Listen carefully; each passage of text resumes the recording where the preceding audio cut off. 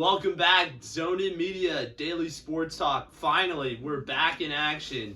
We're going to really focus on the Garden teams today.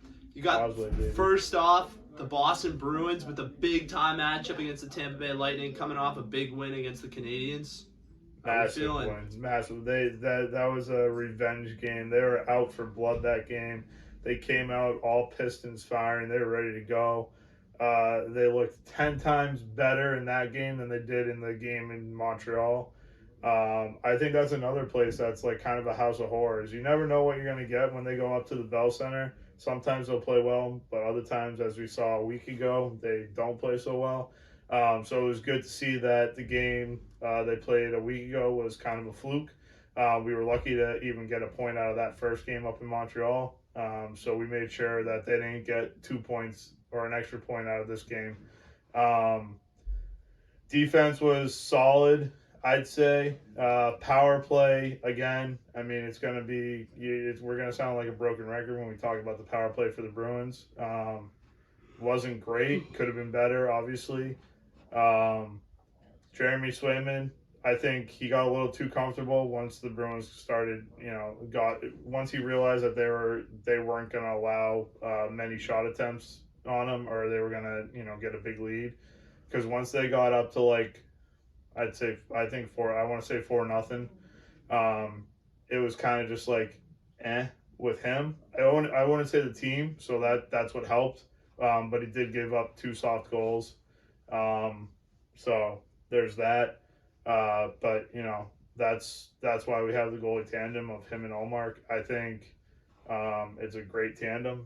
And we had talked about, I think it was a couple weeks ago, you were saying that they should trade one of the goalies. And I disagreed with that, and I, gave my reasons. But I completely forgot about probably the most important reason why they shouldn't trade either goalie is because of the morale. I mean, they feed off of each other. I think if one of them got traded away, I think the other one would fall apart for a little bit anyway, for a good stretch. And that would really hurt the team in the long run.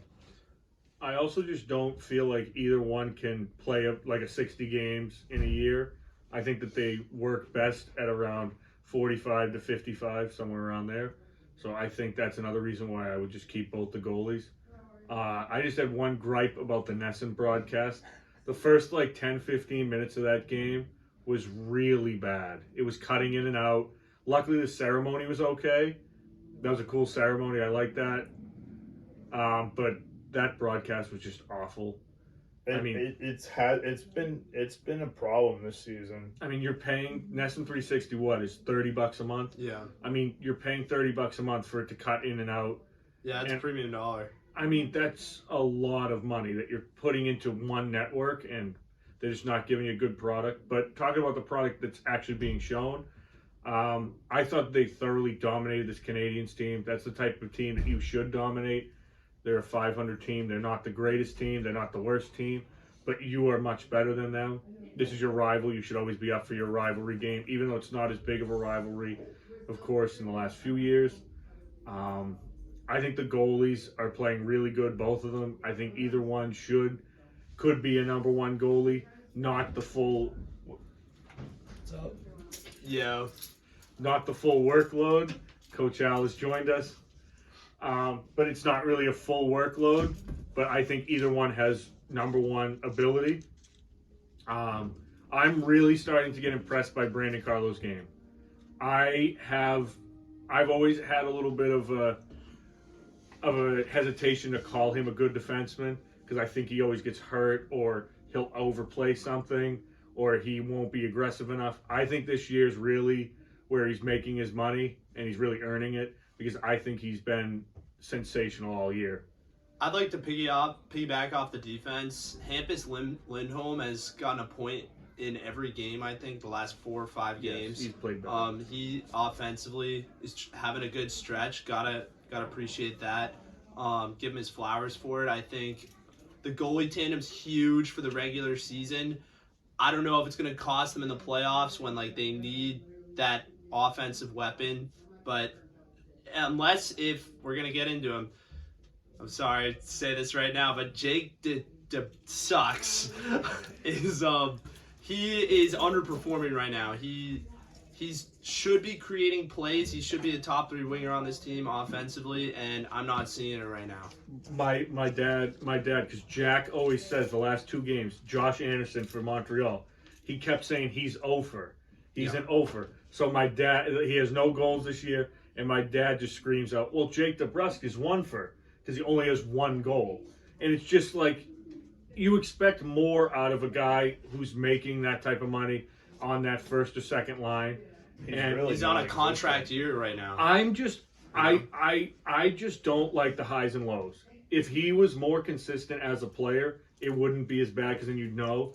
But there are some games where you don't notice him, but then other games he's flying around the ice and everything. So I just like more consistency. If that means 20 goals a year and you know that you're getting 20 goals a year, I'm fine with that. If you know he's going to get 10 goals a year, then you know that as well. But I mean, I just need more consistency. I just have 0 expectations from him right now. Every time he touches the puck, it's just like, well, it's not going to be a good end result. I mean, he had a shot attempt in the game against Montreal, I think in the first period, and it was honestly like a good chance, but like you should be, taking the opportunity to score off these good golden chances, and he has not done so yet, and that's just like the type of quality that you don't want on your team. But I do think he is still worth something, and I think that we could get, a good, solid, like a return. Yeah, a good solid return from him. I think him and Grizzly packaged up for Noah Hannafin and Elias Lindholm. I mean, plus maybe a draft pick or a prospect. I mean, I would do that in a heartbeat. I just don't know how many teams are going to take Grizzly with his injury history. True. That is true. That's the only thing I'm worried about with that. But I wouldn't mind seeing Grizzly and DeBrus getting shipped out. Yeah, that might make that team a lot more complete on both sides. How are we feeling about the Tampa game? I mean, looking for a win? You got to win on this one? just know that Tampa doesn't have Vasilevsky, so it's not going to be a true matchup. I mean, their goalies are struggling right now. They're still a good team. This is probably their weakest team in 10 years or whatever since they started this little run. They don't have a goalie right now. I mean, it's like Janssen or something. It's like he started off good. He started off good the Yeah. first couple of games after Vasilevsky went down, but I mean, they don't have a solid backup option. So it should be an easy win. Just given the goaltending issues that Tampa's having right now. They're still a good defensive team. They're still high-powered offense, but I think right now without Vasilevsky, they're kind of losing a little bit of morale and just the urge to play. Yeah. So the Bruins should go in and win another one. We'll have to wait and see. That's tomorrow, right? No, tonight. That is tonight. And then they play Florida Wednesday. Oh, again. Big stretch in the schedule. Ooh. Montreal, Tampa, and then they got Florida. the Rangers on Saturday. Good week of hockey this week after only having 2 games last week. So the Rangers should be the game to watch this. Florida too, but Florida and the Rangers are probably the 2 games to watch this week for the Bruins. Montour and Ekblad are back too for Florida. Well, that's a good matchup then. Mm-hmm. Florida should be a tough game. The Rangers, we should easily handle the Rangers, but you never know. But yeah, Florida's definitely a game on Wednesday to keep your eye on. I wouldn't be too concerned. I would be very concerned if the Bruins lose to Tampa tonight, given that Vasilevsky's not playing. So there really aren't any excuses for getting goals and opportunities. So with that, we'll move into the other team playing tonight, the Boston Celtics, who came off a win last night, barely. 102-100 was the score against Memphis Grizzlies. Grizzlies missed the this game sealer 3-pointer, and then the Celtics bounced back in a big way, closed it out with Porzingis. He had a good game. Brown looked terrible. How are we feeling about the Celtics right now? Well, Memphis is a decent team, right? Right now, they are at the bottom of the Wow. West, which is wild. I mean, you got John Morant, who's going through his thing. Marcus Smart is like the big point scorer for that team. Yeah. Next, I mean, Desmond Bane is also a good player, and then they have a really good Former center. Oh, so Smart was out for blood They got last night, JJ. They got Jaren Jackson Jr. Jaren Jackson Jr. They lost Dylan Brooks, Mr. Chuckalot. I mean, that team. They didn't have Marcus Smart last night either. He's out, I think, 5 weeks. So that team's reeling right now. Yeah, and an underrated move that really hurt them was the trade of their backup point guard to Washington. Yeah, that was really weird. That was all apart because they were desperate for Marcus Smart. Yeah. Desperate. They've been trying to get him for like 4 years. And they finally were willing to like send a big piece to Washington in that 3-team trade that got Porzingis to Boston and Smart to Memphis. Was it Tyus Jones? Was that who? Yeah, I think it was Tyus Jones. And he was like a floor general for them, and he's gone. And yeah, Memphis, they're going through it. So what you're saying is we should have easily, smoked. Well, I think them. Brown made it a game. He just had a bad one. It's just that's the problem. Like I said, like a week or two ago, Jaylen Brown's the X factor on this team. Most of the time, Tatum's going to show up. If Porzingis and Drew Holiday are healthy, especially Porzingis, you know what you're going to get from them. Al Horford, you know what you're going to get from him. Derek White will step in when needed. I think Jaylen Brown's a true X factor on this team because I think that he either makes or breaks this championship run. Yeah. Because LeBron never won until he had a co-pilot in Dwayne Wade, and then he had Kyrie Irving in Cleveland, and he got Anthony Davis in LA. You need a secondary guy who might not be as good as you, but definitely someone who can take a little bit of the load off of you.